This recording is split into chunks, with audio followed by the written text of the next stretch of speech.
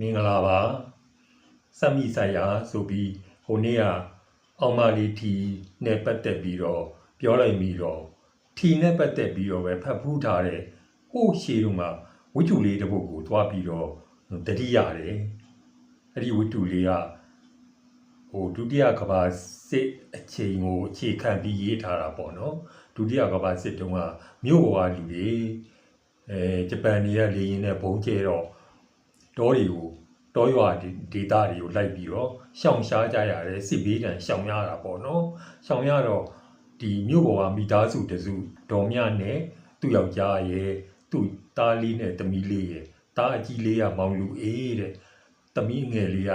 မပန်းမွေးတဲ့သူတို့မိသားစု၄ယောက်တောရွာကိုဆွေမျိုးရှိတဲ့တောရွာကိုစစ်ဆောင်ဖို့ဆိုပြီးထွက်သွားကြတယ်ထွက်သွားကြတော့အဲ့ဒီအချိန်မှာမောင်လူအေးလေးကအကြီးဖြစ်တဲ့မောင်လူအေးလေးကအသက်9နှစ်ရှိပြီအငယ်မပန်းမွေးလေးကတော့ခြီပိုးထားတဲ့အရွယ်အသက်2နှစ်ပဲရှိသေးတယ်အဲ့ဒါလမ်းခရီးမှာတင်မဲ့ဘုံကျဲတဲ့လေရင်နဲ့တိုးလို့ဒေါ်မြရဲ့ယောက်ျားနော်အိမ်တော်ဦးစီးကတေသွားရောလေရင်ကရုတ်တရက်လာပြီးပြစ်လိုက်တာဆိုတော့ခရီးသွားနေတဲ့လူအုပ်စုရုပ်ရုပ်တဲတဲတွေပြစ်ကုန်တယ်နော်ပြီးတော့လေရင်တန်ဆဲသွားတော့မှသွားကြည့်လိုက်တော့အဖိုးကြီးကတေးနေပြီဒေါ်မြယောက်ျားမပန်းမွေးလေးကိုတော့အသက်2နှစ်အရွယ်မပန်းမွေးလေးကိုတော့ဒေါ်မြကသူ့ကိုယ်တိုင်ခြီပိုးထားတော့ဘုံနံကလွတ်သွားတယ်ဒါပေမဲ့မောင်လူအေးလေးနော်အကြီးကောင်မောင်လူအေးလေးအသက်9နှစ်အရွယ်လေးကိုရှာလို့မတွေ့တော့အဲ့ဒီအချိန်မှာရှာလို့မတွေ့ဘူးဆိုတာအလောင်းလည်းမတွေ့ဘူးလူလည်းရှာမတွေ့ဘူးပေါ့ရုပ်ရုပ်တဲတဲထဲမှာပျောက်သွားတာပေါ့နော်ဒီလိုနဲ့သူတို့ကိုရည်ရွယ်ထားတဲ့ရွာမှာပဲစစ်ဘေးဒဏ်ခိုလုံနေရင်ကစစ်ကြီးလည်းပြီးရောမြို့ကိုပြန်လာတာပေါ့နော်မြို့ကိုလည်းပြန်ရောက်တော့ဒေါ်မြမှာငကိုရှိတဲ့တဲအိမ်လေးတောင်မရှိတော့ဘူးအဲ့တော့သူတို့တာမိ2ယောက်ဆွေ1ယောက်ရဲ့အိမ်ဘေးမှာအဖီလေးဆွဲပြီးတော့နေရရှာတယ်ရအလုတ်ကိုင်းပြီးကိုလုတ်ကိုင်းပြီးသရောင်းသားတာပေါ့လေလုတ်ကိုင်းရှာပွေစားတောက်ပြီးတော့ဒေါ်မြနေရတာပေါ့ပပန်းမွေးလေးကိုလည်းအရွယ်ရောက်လာတဲ့အထိကြောင်းတောင်မထားနိုင်ဘူးအဲ့တော့ဒေါ်မြကဘလို့ညီးလဲဆိုတော့ဒီအချိန်များငါပျောက်သွားတဲ့ငါသားကြီးမောင်လူအေးများရှိရင်တော့တအားရှိမှာပဲငါတို့ကိုရှာဖွေကြွေးမှာပဲဆိုပြီးညင်းညူရှာတယ်နော်နောက်ပြီးတွေ့သမျှလူတိုင်းကိုလည်းသူစစ်ဘေးရှောင်တဲ့ရွာဘက်ကိုရောက်ရင်စုံစမ်းကြည့်ပါဦးစစ်အတွင်းကာလတုန်းကအသက်9နှစ်အရွယ်ကလေးတစ်ယောက်မိဘမဲ့ကလေးတစ်ယောက်ကိုများတွေ့မိသလားနော်တရင်လေးရရင်ပေးပါဆိုပြီးတော့ကြုံသမျှလူကိုလည်းပဲမေးတယ်ရှာတယ်အချိန်နေသားကြာလာတယ်မပန်းမွေလေးလည်းပဲအဲ့ဒီအချိန်မှာအသက်16နှစ်အပြိုပေါက်လေးဖြစ်လာပြီမပန်းမွေလေးကများမှအပြိုပေါက်လေးသာဖြစ်လာတယ်ဝေအစားတောင်ပြည့်စုံအောင်မရှိပါဘူးအင်ကြီးရောထမင်းရောမှာဖာယာဘလဘွားနဲ့ကြီးလက်လေးတင်နဲ့အဲ့ဒီလိုနေရတာအဲ့ဒီလိုကြီးကြုံရလေးတော်များငါသားလေးများရှိရင်ကောင်းပါပဲညင်းညူတယ်ပတ်ဝန်းကျင်ကလည်းအေးဟုတ်ပါရဲ့သားလေးသာရှိရင်ခုဆိုအသက်19-20ရှိနေပြီအားကိုးရပြီလောက်ကင်ကျွေးမှာပဲမမြကြီးတနာပါတယ်တော်မြကြီးတနာပါတယ်နဲ့ပြောကြတယ်အဲ့လိုနဲ့နေလာရင်ကနေပြီးတော့ဒေါ်မြလည်းသူများအိမ်ကအလုပ်ကလေးတွေကုလုပ်ရင်းအဝေးလျှော်ရင်းထင်ခွက်ပေးရင်းကနေပြီးတော့ပတ်စံလေးစုပြီးတော့ထီထိုးလိုက်တာထီပေါက်သွားတယ်နော်ထီပေါက်သွားတယ်ထီကတသိန်းစုကိုပထမစုတသိန်းစုကြီးကိုပေါက်သွားတာအဲ့တော့ကျတော့သူ့ဘဝပြောင်းလဲသွားတာပေါ့နော်ရက်ရွာလည်းသူတို့ကြည့်ရှုဆောင်ကြောက်ကြတယ်လေမဖိတ်မစင်အောင်ပေါ့နော်ကိုအိမ်လေးစောက်နေကြအရင်ရှိခဲ့တဲ့တဲလေးနေရာမှာအိမ်လေးစောက်ခြင်းစောက်အစ်စ်ဝယ်ရင်ဝယ်လောလောဆယ်တော့လုံးလုံးချုံလေးနေရအောင်ဆိုပြီးတော့တထက်တိုက်လေးတစ်ခုကိုငှားပြီးတော့နေတာပေါ့နော်ထီလေးကလည်းပေါက်ပြီးကားစားအဲ့လိုနေနေတဲ့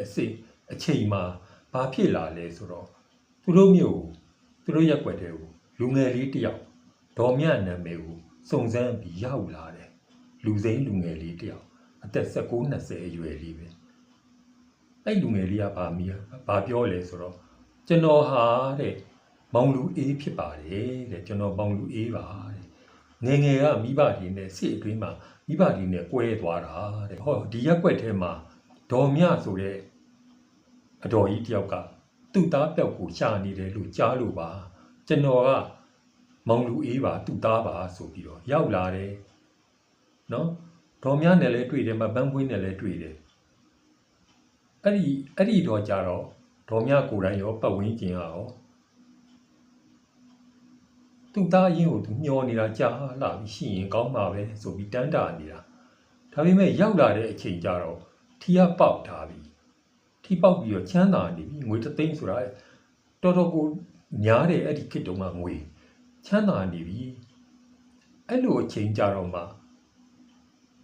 သားပါဆိုပြီးတော့လူငယ်တယောက်လူစိမ်းလူငယ်တယောက်ကရောက်လာတဲ့အချိန်ကြတော့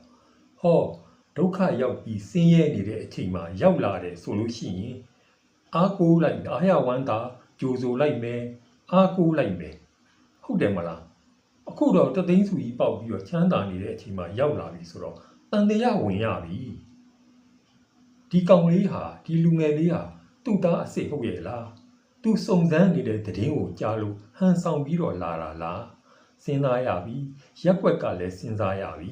အဲ့တော့ရက်ွက်ကလူကြီးတွေကတော့အေးဟုတ်ပြီမောင်လူအေး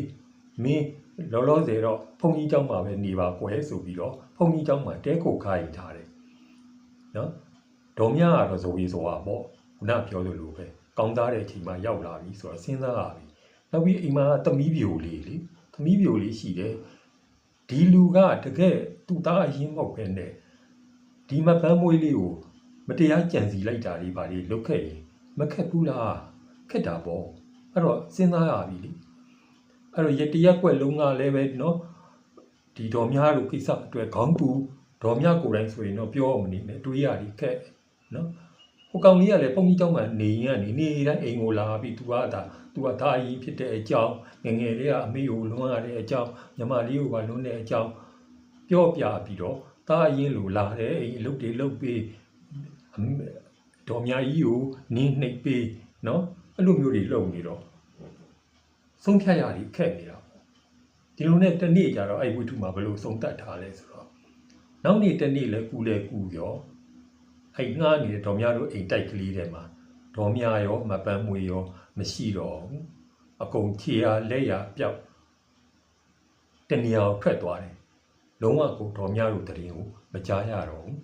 ဟိုသားပါဆိုပြီးရောက်လာတဲ့ကောင်လေးလဲဒီတိုင်းပဲကျန်နေခဲ့တယ်ဝိထုအဲ့လိုပဲအဆုံးသက်ထားတယ်အဲ့ဝိထုလေးကတော့အဲ့လိုပဲခုချိန်တိအောင်ကျွန်တော်မှတ်မိနေတယ်ဆိုတော့အဲ့လိုဆွဲဆောင်မှုရှိတာပေါ့နော်အဲ့နောက်ဆုံးဇက်သိန်းအဖြေကိုတော့ပေးမထားပေမဲ့စဉ်းစားကြရပေးတယ်ဒီအဖြစ်တဲ့ကလေးဟာစဉ်းစားကြည့်လေဟုတ်တယ်လူတွေဟာဒုက္ခရောက်နေတဲ့အချိန်မှာလာပြီးဝင်းရံနဲ့ကူညီတယ်ဆိုရင်ဒါစေတနာအမှန်မေတ္တာအပြည့်နဲ့စေတနာအစစ်နဲ့ကူညီတာဟုတ်ပါတယ်ဒါပေမဲ့ကြီးပွားနေတဲ့အချိန်ကောင်းစားနေတဲ့အချိန်ကြမှာလာပြီးဝင်းရံတာကိုတော့စေတနာအစစ်မေတ္တာအမှန်လို့တွက်လို့မရပါဘူးနော်ယာရုအာနာရှိတဲ့သူဩဇာအာနာရှိတဲ့သူလုတ်ပိုင်ဝင်ရှိတဲ့သူတွေကိုလာပြီးတော့ကတ်နေတဲ့သူတွေနော်ခရနေတဲ့သူတွေရှိပါတယ်ဒါကအခွင့်အရေးကိုမျှော်လင့်ပြီးတော့ဖားနေတာလို့တွေးရင်တွေးလို့ရတယ်လေဒါကောင်းစားနေတဲ့သူကိုလာပြီးတော့ခရတာစေတနာအမှန်လို့တွက်လို့မရပါဘူးဒုက္ခရောက်နေတဲ့သူကိုလာပြီးကူညီရင်တော့ဒါစေတနာအမှန်ပဲဖြစ်ပါပါဒီဝိတုလေးကအဲ့ဒီသဘောထားကိုဖော်ပြနေပါတယ်အဲ့ဝိတုလေးက